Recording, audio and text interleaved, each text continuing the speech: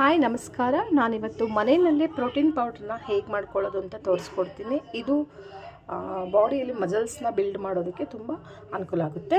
ಮೊದಲು ನಾನು ಕಡಲೆ ಬೀಜನ ನೆನೆಸಿ ಚೆನ್ನಾಗಿ ಒಣಗಿಸಿ ಇಟ್ಕೊಂಡಿದ್ದೀನಿ. ಇದು ಒಂದು 1/4 kg ತೊಗೊಂಡಿದ್ದೀನಿ. ಬಾದಾಮು 100 ಗ್ರಾಮು, ಗೋಡಂಬಿ 100 ಗ್ರಾಮು, ಇದು ವಾಲ್ನಟ್ ಅಂತಾರೆ, ಇದನ್ನು ಒಂದು 50 ಗ್ರಾಮ್ ತೊಗೊಂಡಿದ್ದೀನಿ.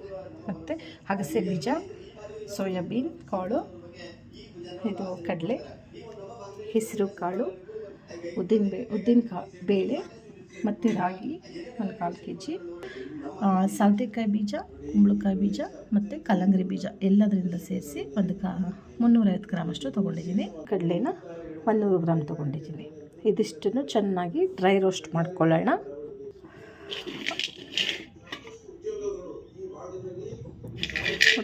ಕಮ್ಮಿ ಉರಿನಲ್ಲಿ ಚೆನ್ನಾಗಿ ಡ್ರೈ ರೋಸ್ಟ್ನ ಮಾಡ್ಕೋಬೇಕಾಗುತ್ತೆ. ತುಪ್ಪ ಬಳಸಬಾರ್ದು.